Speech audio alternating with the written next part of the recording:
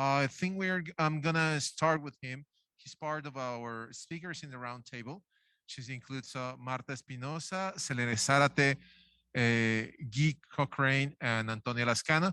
But I'm gonna start with John Laurent, if he allows me, and ask him this. I mean, how far we are from personalized medicine to assess risk in populations and emergence of new pathogens like SARS-CoV-2. Well, it really depends on the country, the city, the family, the patient. As you know, some people have their genome sequenced and they have inborn errors. Others, for one reason or another, have had their autoantibodies tested. So I don't think there's a general statement. I think there's gigantic heterogeneity. Thank you very much. I will ask now Marta Espinosa and Guy. I mean, can you please join us?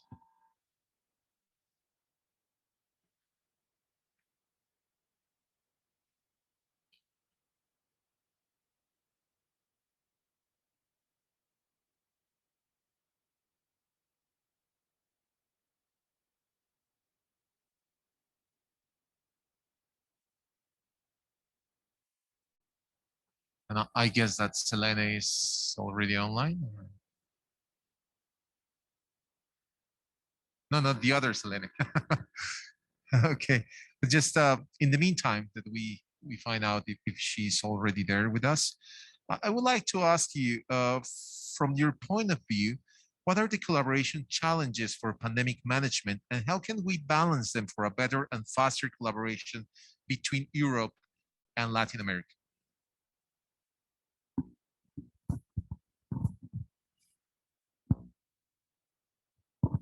So, is this on? Yeah. So, well, that's a huge question to answer, but I can say a few. So first, I guess an observation that today we've seen a microcosm of what's going on in response to COVID. So we've seen everything from surveillance activities, looking at the virus, looking at variation, through to quite researchy activities, you know, some sort of viral evolution studies. We've seen a whole host of responses, the pie chart from Investab, looking at all the different things that have happened over the last 2 years. And then, of course, the clinical impacts. And so it's a huge range of things that have happened. And somehow we need to put all of those together. I think what's going on between Europe and Latin America is very good.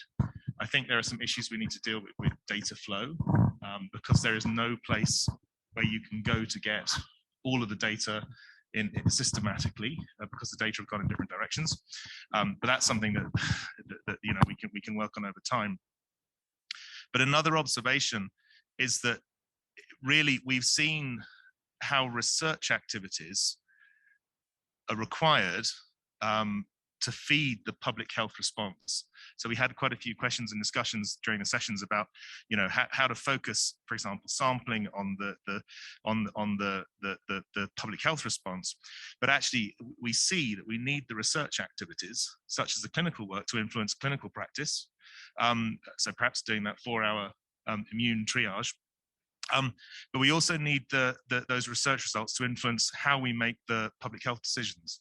So I've seen those two coming together, and I think we have to think about, when we think about that European Latin American axis, we have to think about the research data as well as a sort of secondary but really important use of all of this.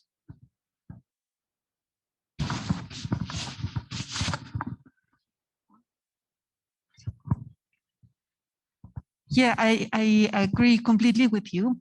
I would like also to add that we have an immense opportunity, I think, here, because something has changed for the good in this sense in research, which is communication. I mean, it's incredible how much collaboration has been going on in the last 2 years that have achieved what we have achieved. So number one, I would say, don't stop this collaboration.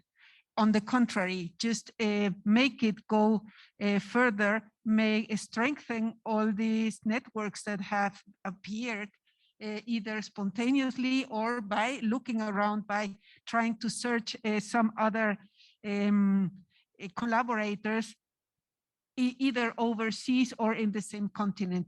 And here I would also add to Guy, let's put some order.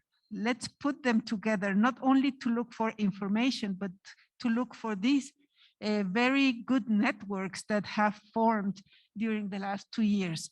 And I think that in that way is first thing I would think of strengthening this response that the scientific community can give to another pandemic.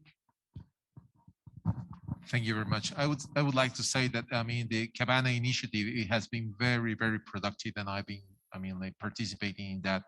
I mean, not exactly in the COVID, SARS-CoV-2 part, but I mean, I think it's a great effort, and that's one of the positive things that we have done in terms of Latin America. Also, I would like to ask Selena, she's already now with us. Sorry? Oh, no. Yeah. Yeah, no, but if you want to add something, yeah, please go ahead. Sure. I was thinking doing after Selena, but yeah, that's fine. It's fine. But it's quite all right. I was thinking of speaking after Selena, but I think that it's not a small issue. The way that Latin American scientists are treated by Europeans is always on a level as equals. I have never felt a paternalistic attitude from my European colleagues. The real problem, I think, lies in the inability of Latin American countries to coordinate efforts, which is not a minor issue. Of course, we have a tremendous disparity of political, economical, social, ecological, public health systems conditions in Latin America. But let me give you an example. About 2 years ago, when the pandemic was starting, I had the chance to see an extraordinary program or feature on the web by an Argentinian physician who explained in an extraordinary way what a coronavirus is and how we could prevent infection. I tried to distribute that small talk that he gave in the webs in Mexico. I'm not in the social webs. I don't like them, but they can be quite useful. I tried to distribute them, this program that he had done, and it was basically a failure. In my lab, we decided to take an equilibrated attitude regarding the pandemic. So we were doing basic research, like on the evolution of the virus and so on. We were doing teaching activities, modifying my course on the urgency of life so the students could become acquainted with issues like what is a virus, what is an infection process, and so on. And doing some outreach activity to the general public. And then, because we had a really good web page, I decided to invite colleagues from Latin America, which are my friends, to be part of the advisory board, if you wish, of this web page, to contribute with material for the web page, and none of them did. They were busy, they claimed they had other things to do, whatever, but none of them collaborated at all. And I think this is very serious because it shows the inability that Latin Americans have to come up with something that in principle should be more facilitated given the common cultural background that we have. If a Danish girl goes to Italy to do her PhD and can find herself perfectly at home, it would be much more easier from a male student from Uruguay to spend some time in Brazil. But we have been unable to come up with something as important and as reasonable as the Erasmus program. And I think those are indications of the lack of pressure from the academic community, Latin American community, on our governments to say, let us come together and make a united front that can actually facilitate collaboration with our European colleagues, who will then not have to deal with the Mexicans, with the Guatemaltecans, with the Argentinians, but with a whole group that has a lot of cultural issues in common. That is true. Probably, I mean, one of the most challenging things is just to, well, I mean, not be very busy to attend all these problems and collaborate. And yeah. Well, now, sorry, Cabana can do that. Yeah, that's true. Yeah, I think this is a very good seed. Yeah. Now that Selene is here, I would like to ask her and Dr. Lascano and any other one in the round table, what are the lessons that we have learned from the pandemic and the almost real-time surveillance and evolutions of SARS-CoV-2? What are these lessons? Thank you. I hope you can hear me okay. Yes. Okay. A little bit of feedback. Okay. Well, I would like, we have learned a lot. I think we have never had the opportunity of having this much data coming out about sequencing. And I think the first thing we learned is that we were not ready to use the large amount of data that is being produced. So the first thing we had to learn was to go from drowning in data to trying to make sense of all this. And I think it has highlighted the power of, like you were saying before, scientific collaborations, because a lot of platforms and tools were quickly developed to try to understand and make sense of the epidemiological importance of all these sequences. On a less brighter note, I think that we now are more aware than ever of the ability of viruses in general, but SARS-CoV-2 in particular, of producing new variants that we have to be ready for, and the need of surveilling more closely and more evenly throughout the world, because we don't know where these variants can emerge that will cause a new wave. So I think that scientific collaborations has been fundamental to developing all the tools that we have now, and that there is also a need to continuing the development of these tools so we can be more efficient in processing all the data that is coming throughout the world. But also we need to use all this information to be ready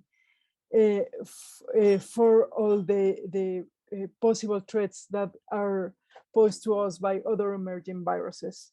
So we need, as other panelists were saying, to strengthen all these platforms of scientific collaboration, but also to try to improve in all the mechanisms that allow us to share information and therefore be able to detect very rapidly, as it was shown for the Omicron variant, to detect very rapidly possible threats.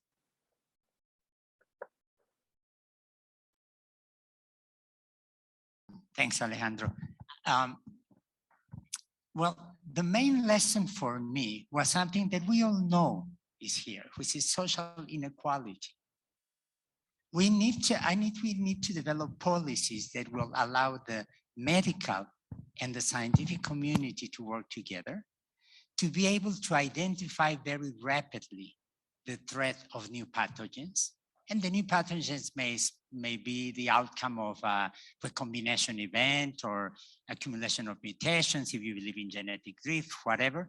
But at the same time, to be sure that a very rapid response to those issues must be the responsibility of all the governments on the one hand.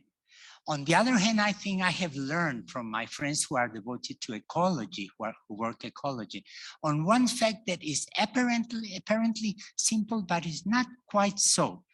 The European community has no tropical forest. Latin America is a region with an extraordinary biological diversity. If we do not convince our societies and our governments that we need to preserve biodiversity, not only for the sake of its value, but also because the moment we put an end to, let us say, a tropical forest or a manglar or whatever, what we are risking, and there are very direct, strong evidence, pieces of evidence that this is the case. What we are allowing is the dispersal of small mammals that will actually carry with them their pathogens, and they will rapidly adapt to urban environments. I don't want to convey the idea that we should live in a paranoid state of fear because of the future appearance of new pathogens, but it's going to happen. If we look at the trend of the major epidemics and pandemics in the last 40 or 50 years, most of them are RNA viruses. I don't need to describe them here in detail. And at the same time, most of them can be traced to zoonotic events, which means that as scientists and as societies, we have a responsibility to be sure that we don't allow the dispersal of small mammals or small birds, whatever, that can carry with them what can very easily be transferred from an animal pathogen into a human pandemic. So I think that's something that has to be we have to be very keen on. Thank you very much, Marta or Guy. So if I come back to one of Selena's points, so I think it's absolutely right that we need to reuse the things we've done now. And I think if I was being very cynical, I would say that the window of opportunity may soon pass. And I think if this happened again in a few years' time, I think that there wouldn't be as much media interest, as much government interest. So I think the things we've built, repurposing those will be really important. I think you can already see in the UK that where we have high rates of vaccination, and we've effectively we sort of finished with COVID. There's less interest. There's less of it in the media. It's not in the public. The public can move on to think about other things, and it means the funding will dry up as well. So I think we really do have to repurpose things, and we have to think about how to do that quite soon. I think the other thing that will be quite problematic is that as things become less interesting, there will be less asymptomatic testing people, so there will be fewer samples, which means there'll be less opportunity to find new variants. So I think unless we have these sewage surveillance methods or other methods to tap the pool of asymptomatic cases, I think we will struggle to identify the new variants fast enough. And I think that itself makes a strong case for repurposing and doing things globally, because actually the new variants that are important in one country may well emerge in some other country, because that first country simply won't be detecting them.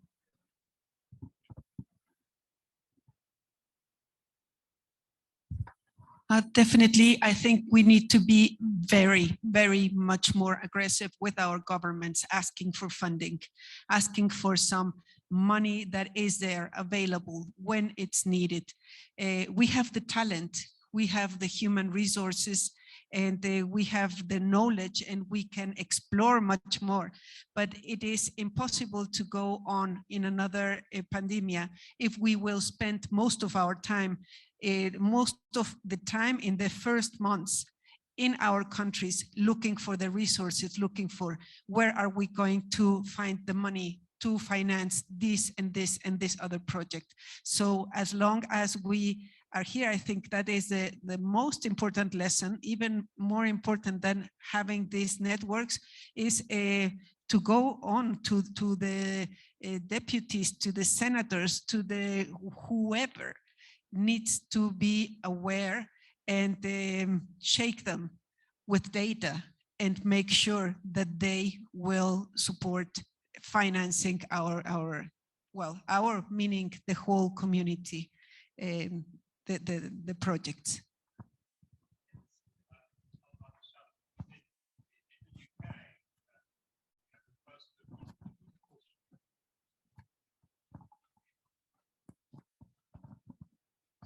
In the UK, the person that would push the chiefs, the politicians would be the chief scientific officer. That's an appointed position prior to any pandemic, you know, and every ministry in the UK has a scientific advisor. I mean, is that a policy in Latin America? Do you have, because that might be the recommendation, to actually get some scientific advice in the ministries. That's the interface between science and policy. We have put this idea forward, and we have, I think that would be fantastic.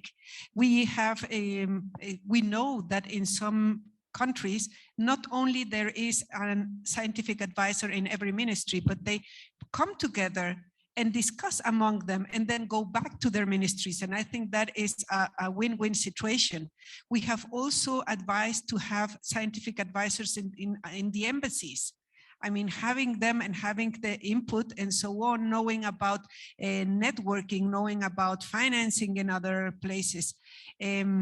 Believe me, I have knocked many, many, many doors, and I will continue to do so. But that, unfortunately, I have not been able, and many, many other colleagues with me have not been able to convince the government that this is the way to go.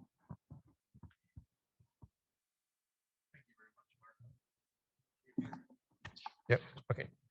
So now I guess we can open questions to the public. I don't know if anyone is interested in asking something to our panelists.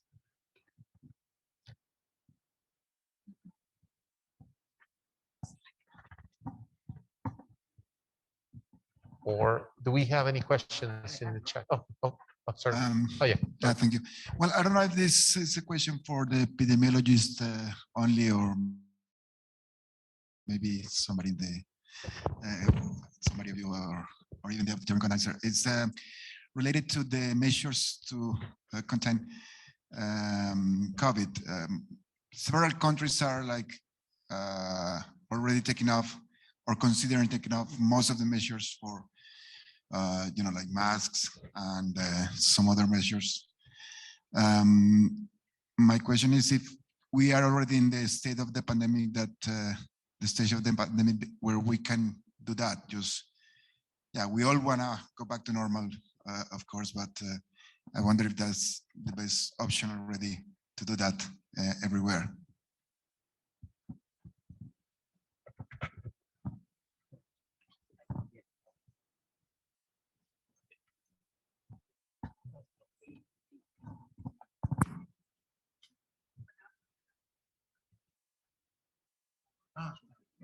I think I should opinion about this. If we are understanding properly up here the issue you raised, I think that the question that was just mentioned about the situation in the UK can be even worse in some other countries. I'm addicted to The Guardian. And The Guardian has expressed in many ways its fear that the whole system for detection, reporting, creating databases and so on will be dismantled. If that can happen in the UK, it's more likely to happen in other countries like ours, I'm afraid to say so, where the politicians rarely perceive public health issues like the pandemic as something that has to be transformed into a long-term goal. I sincerely believe, of course, not only Cabana, there are equivalent networks in many other fields of science, but I sincerely believe that, as Andres was mentioning, Cabana can transform itself, or can be a way of keeping active a community that can not only be very keen on the surveillance, on analyzing data, on being very attentive to recombinants, whatever, but also on something that's very important socially, and is the fact of recruiting new scientists. The mean age of the Mexican scientific community is about 60. We have a quite old scientific community. It's not the same in the European Union. The European community, scientific community, is by far younger. In Mexico, we need to recruit more young people to science and to show them that this kind of inter and multidisciplinary work is essential. Can be a future career in science, but it's essential in terms of the social implications. I like to say that science is like Count Dracula. It's always searching for fresh blood. And right now, the issues that have been raised with the pandemic have attracted the attention of students in medicine, in biology, in computer, in ecology, and so on. Let us keep them. Let us keep a guarantee that we can recruit more future scientists, and that can help to make a pressure on the governments to make surveillance in a long-term goal beyond the times of politics.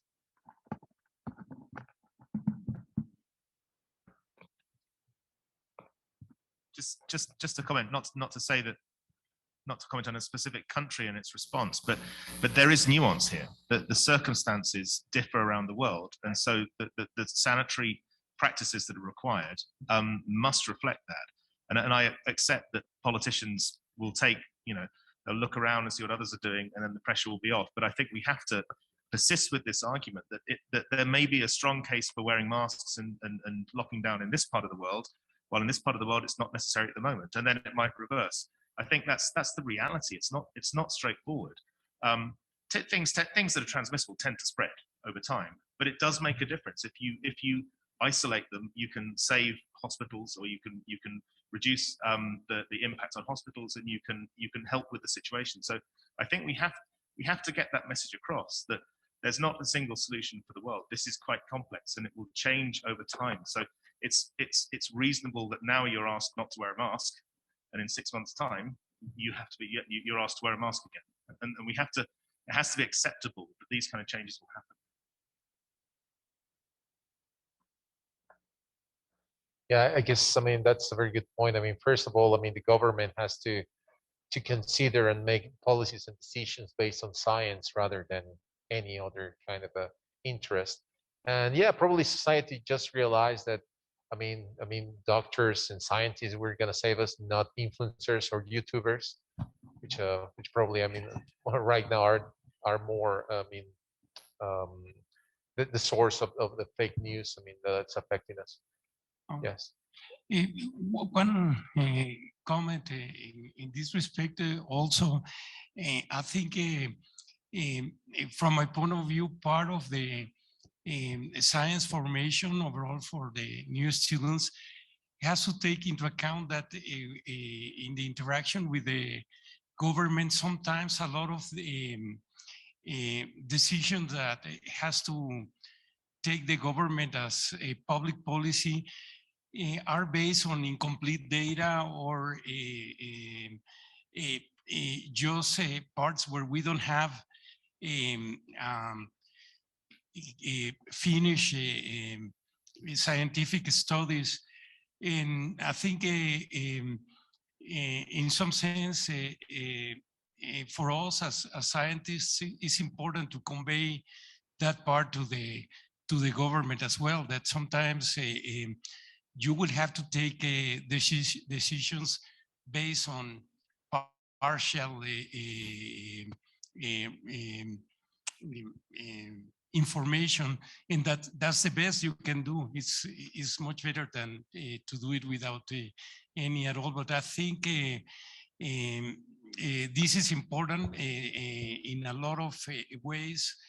the scientific or traditional scientific formation that we do is having to produce complete and structured work that has a final conclusions. And sometimes in this interaction with the government, that's not the case. And it is important that we both scientists understand that, and also the government part as well. Thank you.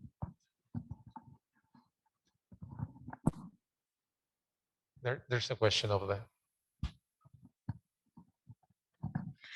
I have a question. For example, in science communication, we know that sometimes academic and government don't understand our languages, because sometimes look like we speak in other language when we speak to them about academic topics.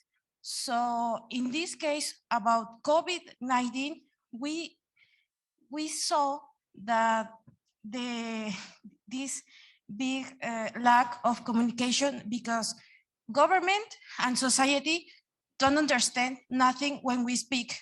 When academics go out there and try to explain what were happening when the pandemic beginnings, and now that the pandemic is like, we don't know. But what do you think about these science communication skills that sometimes academics and students doesn't have? Selene, would you like to, Selene? Yes, it's a very important issue to be able to communicate clearly what is going on in the scientific frontier, especially when it's relevant for public policy or for or just for the society to understand. And I think there is a lacking in the during the education of scientists to have these skills promoted. In particularly, we have done some efforts during the first year of the pandemic. The Mexican Society for Virology, we have around 2 to 6 different sessions of Facebook Live, in which virologists from Mexico will be answering questions to the general public. And this went on as long as the interest was there. So probably during the 6 first months of the pandemic, we were doing this regularly. We now only do it like whenever there are like worrying news, so that the people are asking questions. So we have a lot of really success with this program. Of course, it takes somehow a lot of practice and experience. We have done, I particularly have been doing science communications for some years now. So we have tried to always be aware of that. Also within this Mexican Society of Virology, we have published some books directed to children to explain what are viruses and what SARS-CoV-2 was and why people should stay home. So we have done those efforts. And more recently, within the consortium for Mexican surveillance, we have been doing some work in social networks, trying to get some infographics together almost weekly to just let the public know which variants are circulating in which part of the country. When we started to see the rise of some variants of concern, and we have really had a very important response from the public, where they will ask questions of what was happening in their state. So we'll try to make all the information public, but also to try to make it more accessible to everyone. And while also is Dr. Lascano has and the people of the Colegio Nacional have been doing a lot of work trying to have talks and that are accessible to all people. But I think that the efforts are still not enough because we are only reaching like a small part of the population, but we really need to be better at this science communication.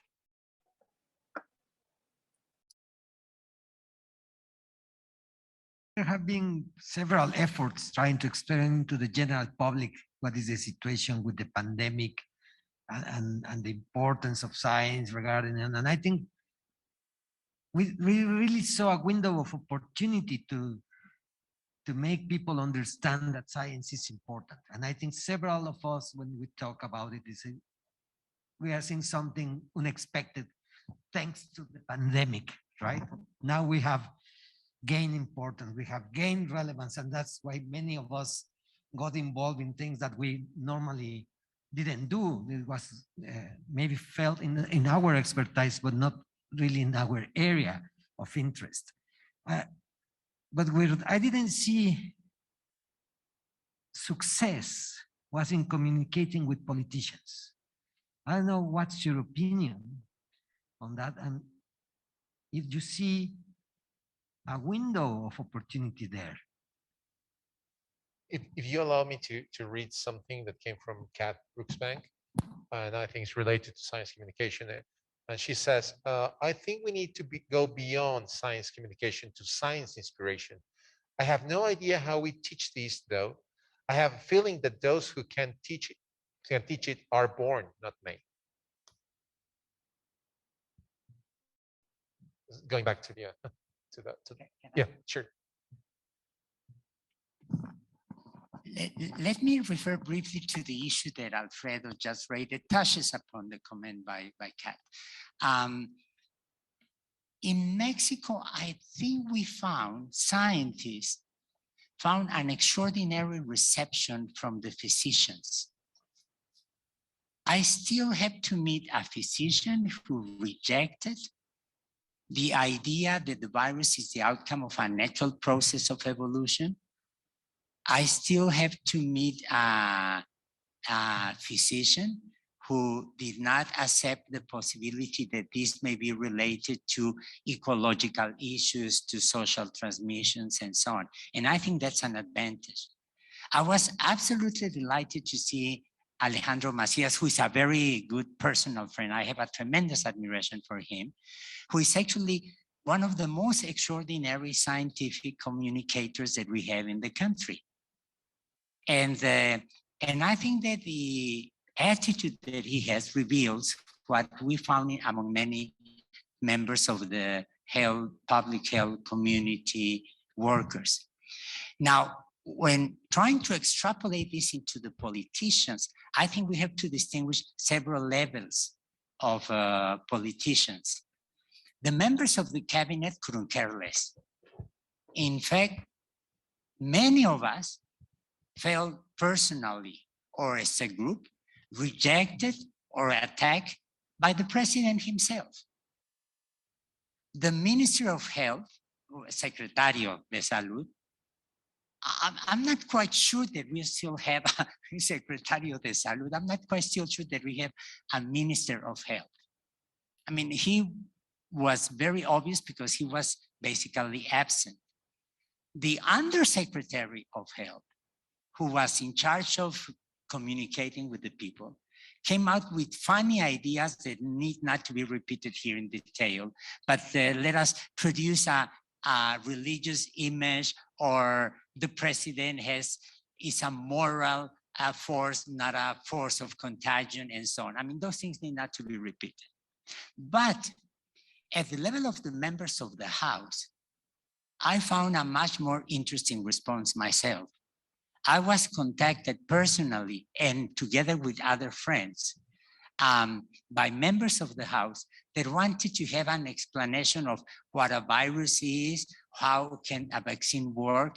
One of the very interesting questions that was raised by two members of the House actually is directly relevant to Cabana. because one of them, she asked me directly, what is the significance of investing and she said expending money in creating databases? And when I explained to her that this can has helped, for instance, in the UK, to suggest the continuity of the confinement when Alpha appeared, to go on with the second vaccination, the second booster when Delta appeared, and so on. She understood and she promised to raise the issue. And I think she was being sincere when the question about funding asked. And finally, there's a level that I think which is absolutely fascinating. We have a poor borough. It's now a borough of the city of Mexico City. Formerly, it's an independent town, Ciudad Nezahualcóyotl. And there, the mayor of the borough contacted a colleague, a friend of us, Alfredo, Cesar Hernandez, and asked for advice about how to cope with the pandemic in the street markets, in the stores, in the warehouses, because the town is known for an intense semi-illegal sexual activity. They were contacted by people from the different churches, and they wanted to have some advice of how to do. So I don't think it's fair to say politicians as a whole, but different levels of politicians did show interest and hopefully pay attention to what we say. And I'm sure that the same thing happened in many other, with many other colleagues.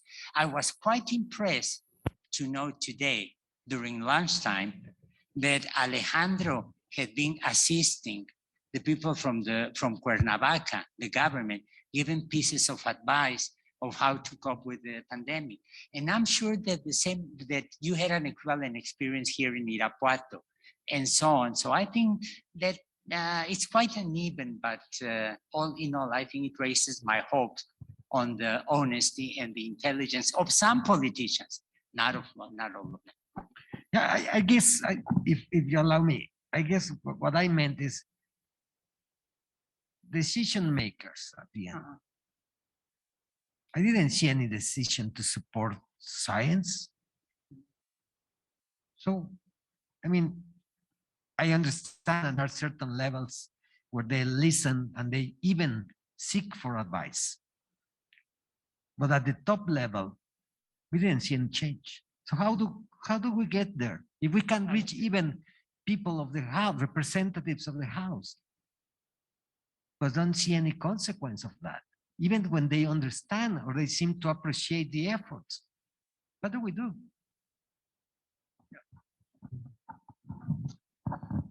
Marta, Guy, would you like to contribute to something? Any final thought or experience?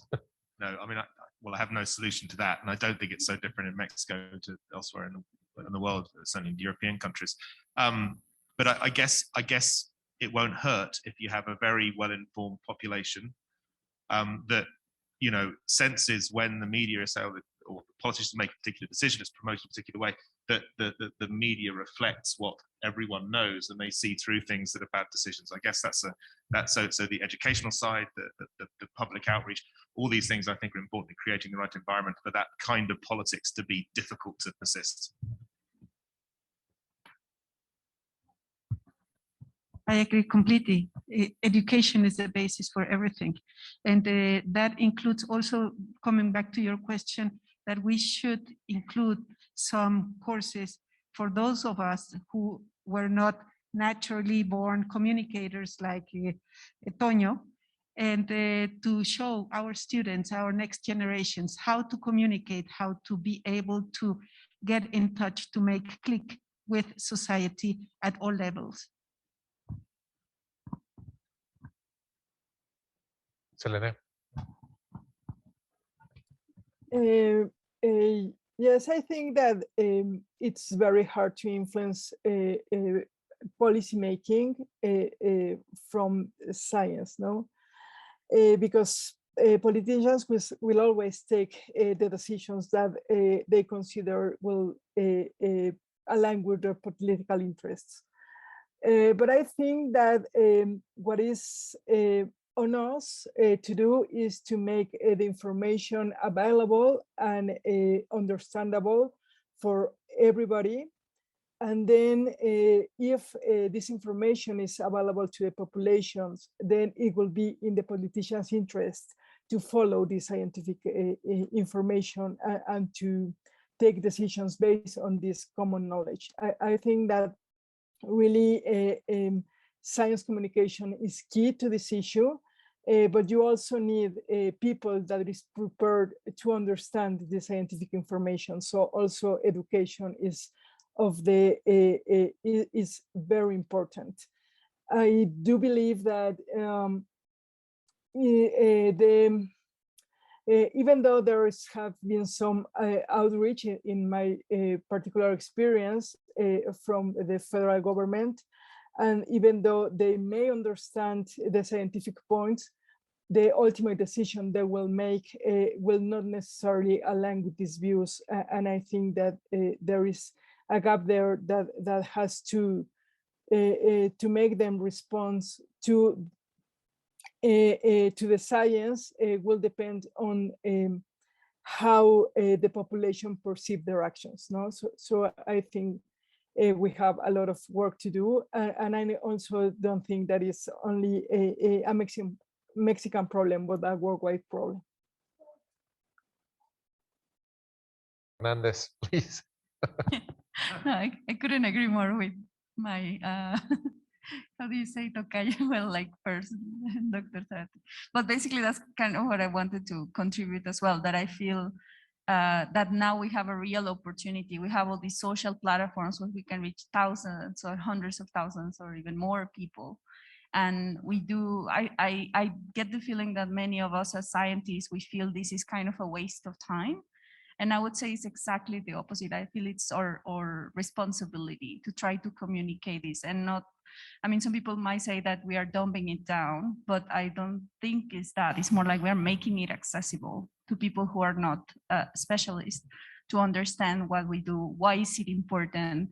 And unless we do that very efficiently, we cannot expect the general population is gonna care about the little molecular topics we are particularly interested in. So I feel it should be kind of mandatory for most of us to engage in some kind of social science communication. And of course, some people are very good at it and some others are not, and we all can learn, but I think we should all try to do it at the level of our possibility.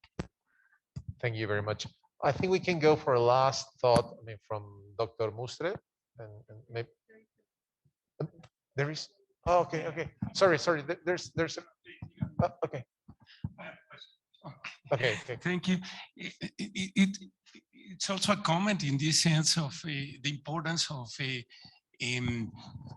precise and basic communication, and also for the sake of the visitors. I think it's important to mention that two things that were very positive in the general population in Mexico during the pandemics.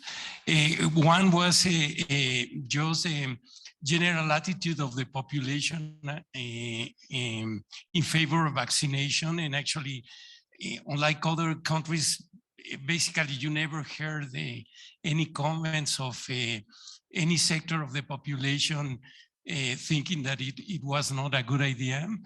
And the other one actually was just a recommendation of using the face mask as well. Is even now when we're coming out of this part, you can see that basically most of the people keep using face mask, and it never became a political issue here in Mexico. I think in part actually that was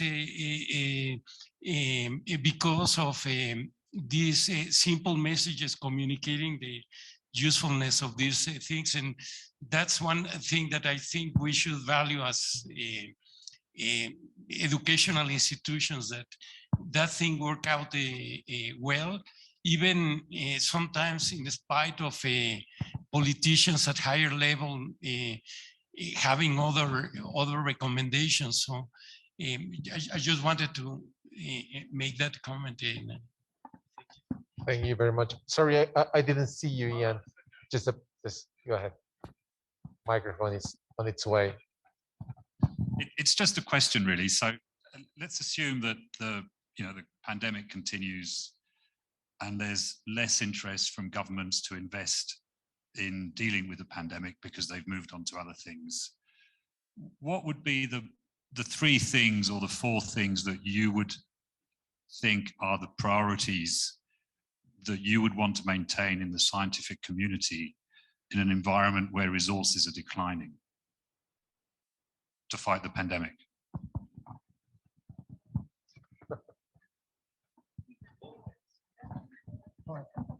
One each one.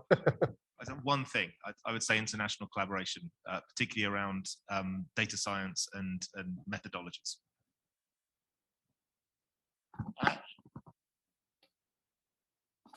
Sorry, I would say not to dismantle the system of surveillance, testing, improving the hospitals and the intensive care units, and being sure that for all the limitations they have, we provide the proper medication for the groups at risk, which are quite easily identified.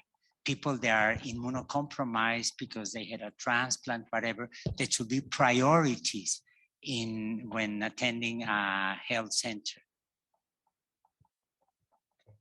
And of course, international collaboration,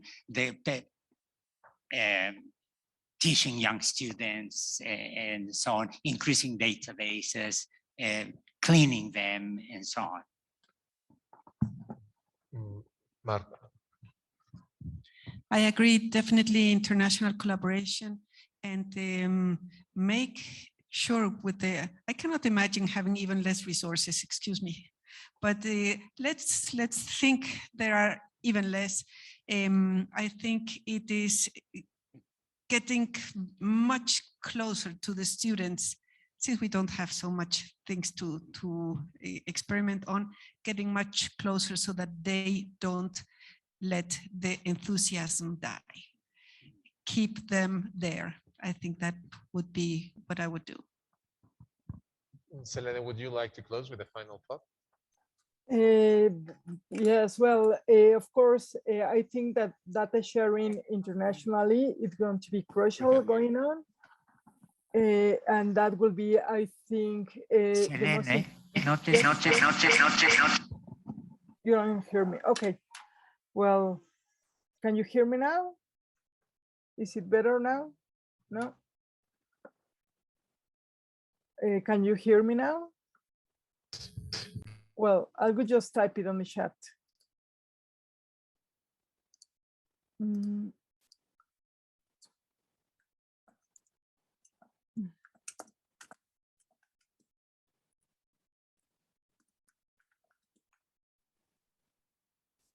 Perhaps as a matter of principle, she doesn't want to talk.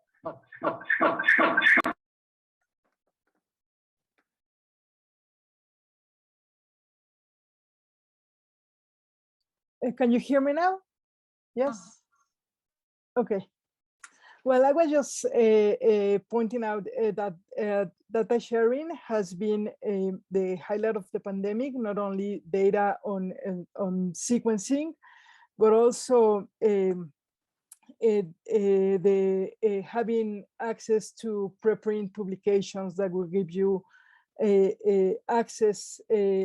very fast access to new knowledge, and also, of course, keeping some level of surveillance. So we can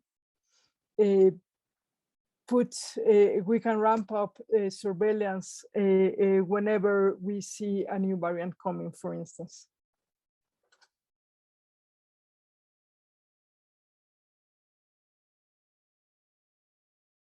And I would really like to point out 2 examples of generosity that are absolutely extraordinary.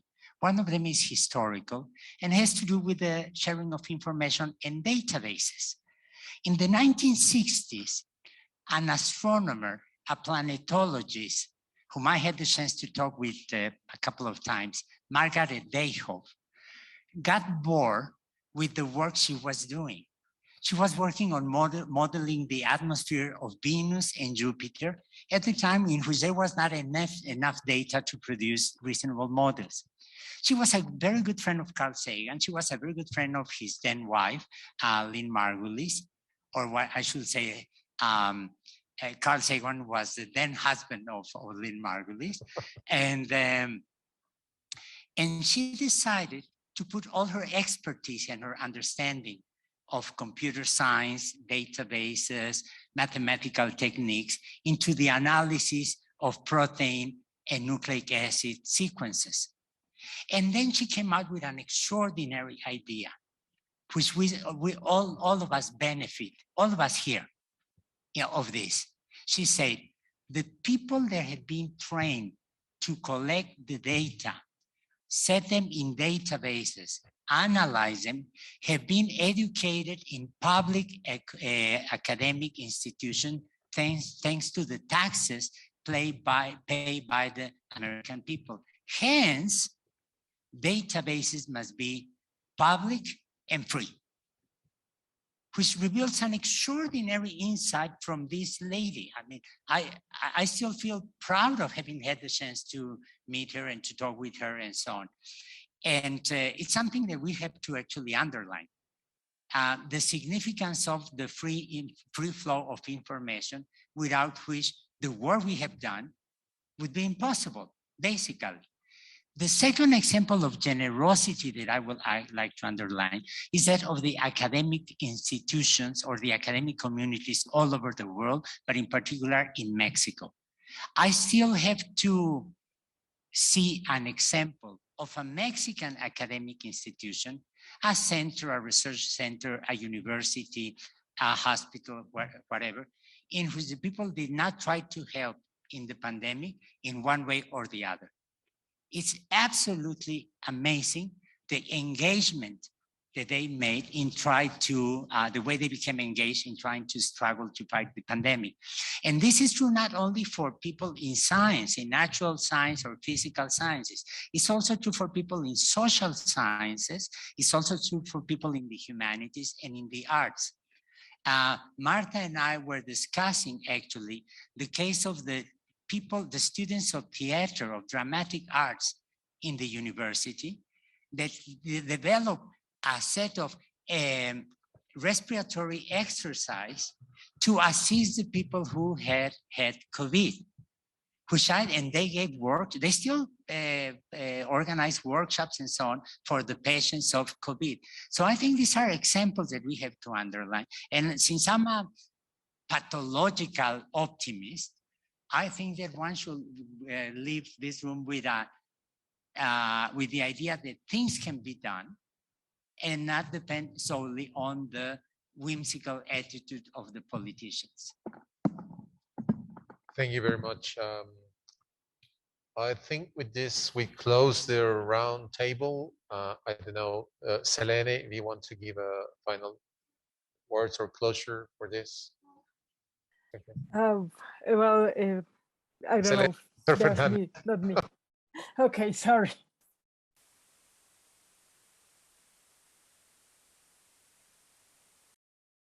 You have. Just very briefly, so thank you everybody. Thank you to all the speakers. Thank you for taking the time, and those that traveled so far for being here. I think it has been immensely helpful. And I hope the people also who are following our broadcast enjoy everything we. Thank you.